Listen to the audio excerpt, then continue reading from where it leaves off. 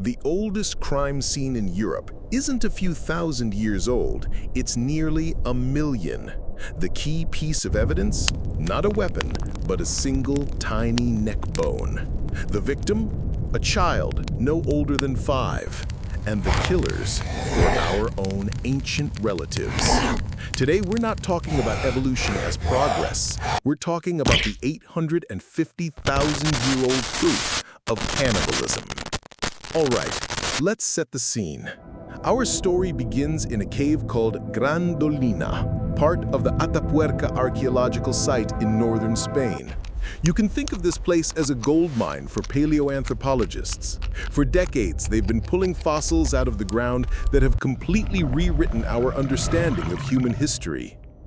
So a research team was excavating a layer of earth dated to between 780 and 850,000 years ago.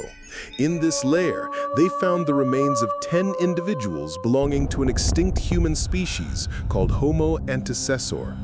Now, Homo Antecessor is a bit of a mystery. They are the oldest known human relative ever found in Europe, but we're not exactly sure where they fit on our family tree. Are they a direct ancestor to us and the Neanderthals, or a dead-end branch? The jury is still out on that one. But this is where things get really interesting.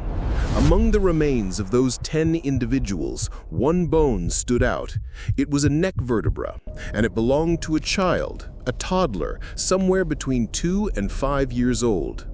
Now, finding any 850,000-year-old fossil is incredible, but what made the researchers' blood run cold was what they saw on the bone. There were clear, precise cut marks. These weren't random scratches from a rock fall or an animal's claws. These were the marks of a butcher.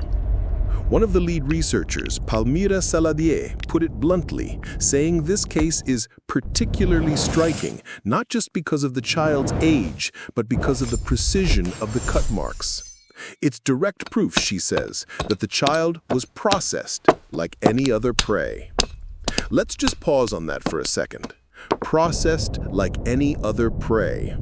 This tiny bone is proof that this small child was decapitated and eaten by its own kind. And this wasn't a one-time thing. The other skeletons found alongside the toddler also showed signs of being cannibalized. Cut marks for defleshing the bones, intentional fractures to get to the nutritious marrow. Exactly what they did to the deer and wild boars they hunted. In fact, over 30 years of digging at this site, scientists have found that around 30% of the Homo Antecessor human bones show signs of cannibalism. They've even identified human bite marks on some of the bones, which is about as direct proof of consumption as you can get.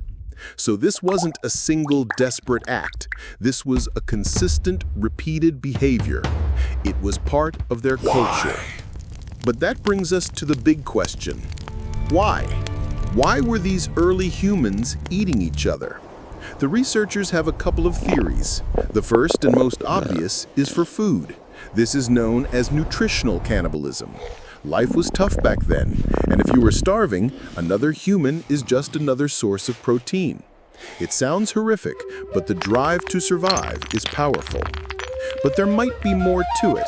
The researchers also suggest it could have been a way to control territory. Think about it. If you have a rival group encroaching on your resources, what better way to send a message and eliminate the competition than to literally consume them? It's brutal, but it's a strategy. What's really incredible is that as of right now, this discovery at Gran Dolina is the oldest definitive evidence for human cannibalism. There's older potential evidence from Kenya dating back 1.45 million years, but the marks on those bones are more ambiguous. The evidence from Spain is crystal clear.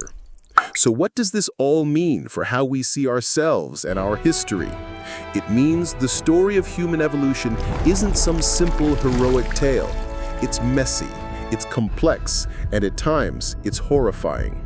It reminds us that our ancient relatives lived in a world we can't barely imagine, where the lines between friend and food, or neighbor and competitor, sometimes blurred in the most extreme ways.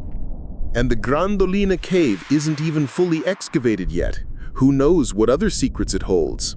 As the researchers themselves said, each year, new evidence appears that forces us to rethink how they lived, how they died, and how the dead were treated almost 1,000,000 years ago. And that's what makes this field so exciting. Just when we think we have a handle on our own past, a discovery like this comes along and changes everything. It's a humbling and fascinating reminder that we are still just scratching the surface of our own story. What do you guys think? Why do you believe our ancient relatives resorted to cannibalism? Let me know your theories in the comments below. And if you found this video interesting, be sure to hit that like button and subscribe for more deep dives into the mysteries of the past. Thanks for watching, and I'll see you in the next one.